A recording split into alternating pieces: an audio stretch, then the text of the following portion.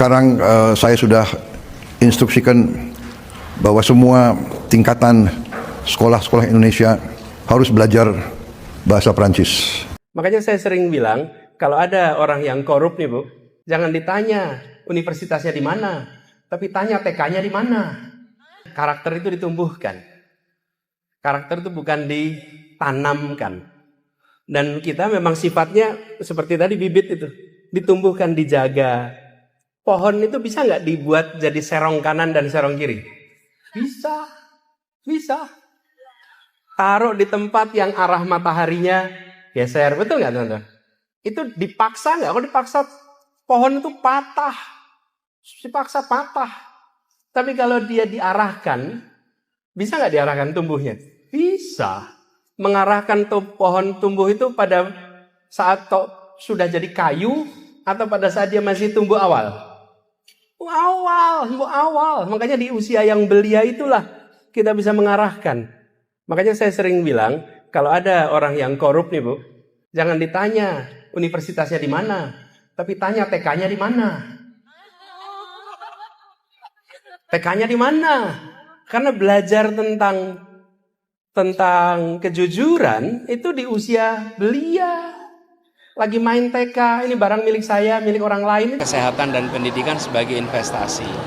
Kalau dia dipandang sebagai investasi, maka kita tidak segan untuk mengeluarkan alokasi yang cukup besar, karena kita tahu itu akan kembali ke kita sebagai bangsa dengan hasil yang besar pula. Tapi kalau kita tidak mau memberikan investasi yang cukup, ya jangan harap kita di kemudian hari dapat yang besar juga. Jadi ketika kita melihat tadi 14% yang berpendidikan tinggi, ya karena kita dulu belum investasi yang cukup. Karena itu yang dapat kesempatan untuk pendidikan tinggi masih terbatas sekali. Itu hasil yang kita raih dari investasi kita dulu. Nah sekarang kita harus alokasikan lebih banyak lagi untuk kesehatan, untuk pendidikan. Dan jangan dipandang ini sebagai biaya. Kalau dipandang sebagai biaya, kita mau turunin terus tuh biayanya. Tapi kalau dipandang sebagai investasi, maka yang kita pertimbangkan return-nya, gitu ya. Kalau dalam situasi kesempitan jadi kesempatan, itu entrepreneur. Kalau yang punya kesempatan jadi kesempitan, nah itu orang cemberut terus Pak itu. Itu nggak ada kesempatan itu. Kesempatan saja dipandang sebagai kesempitan. Tapi kalau yang bisa memandang kesempitan ini adalah seorang entrepreneur. Nah, menjangkau semua. Dan insya Allah ini kemudian sesuai dengan ikhtiar awalnya.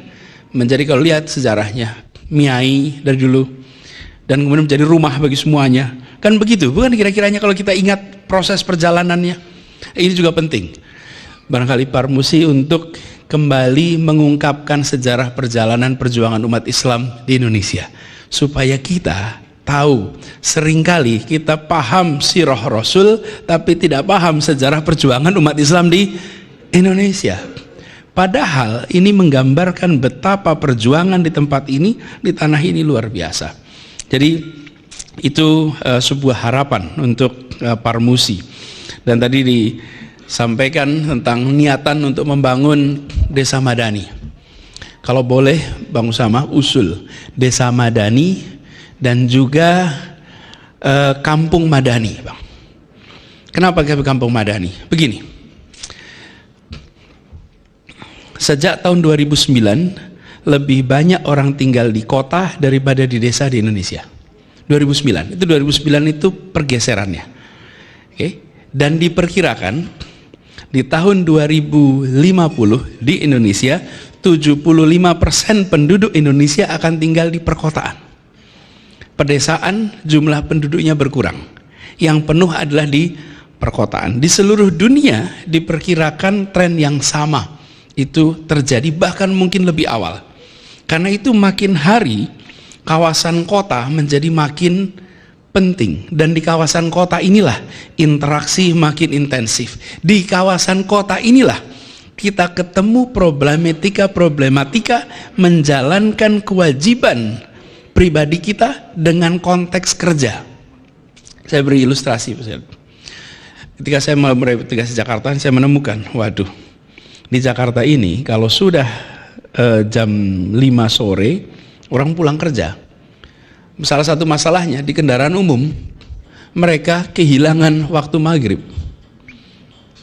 Pilihannya adalah tunggu maghrib baru pulang, atau pulangnya diawalkan. Pilihan ketiga dijamak. Hilang itu maghribnya di jalan. Saya beri contoh problematika ini. Kita semua terbiasa titipkan anak ikut kegiatan di masjid. Di mana dulu waktu di kampung. Ini di sini ada kakak saya ini, Mas Mursalin. Mas Mursalin kita di Jogja itu dulu ketika saya bertetangga dengan beliau. Mas Mursalin, nah ini boleh nih. Ini Mas Mursalin ini kita sekampung, tetanggaan, satu gang. Beliau membina juga adik-adiknya di sana. Itu kami ini kalau sudah kegiatan keseharian, masjid itu menjadi tempat untuk orang tua bersama-sama menitipkan anaknya di situ. Menitipkan bukan dalam artian penitipan anak, tapi proses pendidikannya dikerjakan di dalam sekitar masjid. Bimbingan, apalagi kalau bulan puasa, itu anak-anak itu dari asar sampai habis taraweh gak pulang, di masjid saja. Itu ketika kita berada di dalam setting sosiologis yang berbeda. Sekarang kita masuk kawasan kota yang makin hari makin banyak tuntutannya. Ini memerlukan jawaban. Jadi saya ingin mendukung sekali yang dikerjakan oleh Parmusi, Bang Usama, dan insya Allah nanti Jakarta ikut fasilitasi untuk Desa Madani ini. Nah, tepuk tangannya ditahan sampai kejadian.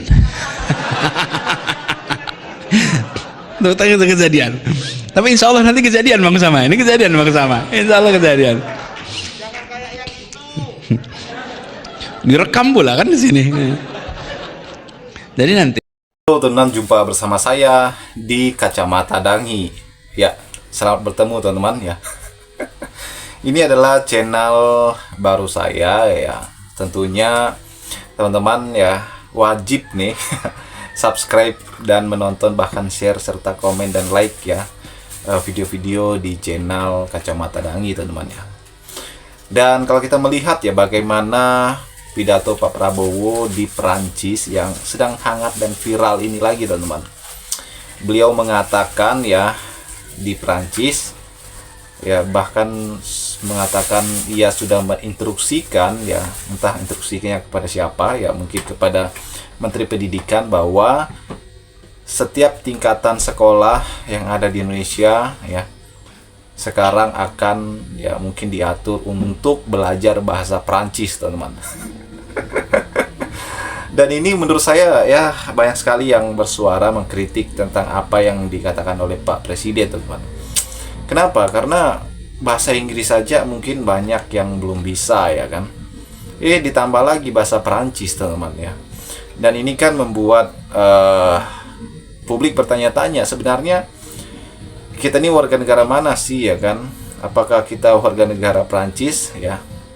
Dan inilah yang menjadi perbincangan hangat per hari ini teman-teman. Esensinya bahwa pendidikan itu adalah bagaimana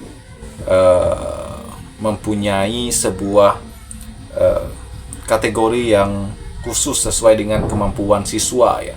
Misalnya kemampuan siswa itu misalnya di sains ya, dia fokus ke sains ya, bahkan dari tingkatan yang paling rendah dan seterusnya teman-teman. Apalagi kemarin kalau kita melihat dolar tembus 17.845 teman-teman, yang banyak disindir oleh netizen yang mengatakan bahwa sebaiknya Indonesia ya atau pemerintah fokus membenahi ya supaya rupiah menguat ya kan. Bahkan banyak sekali kritikan tentang dolar naik teman-teman.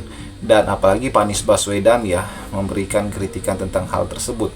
Saya yakin bahwa teman-teman semua tahu ya bagaimana seorang Anies Baswedan ya, yang pernah menjadi seorang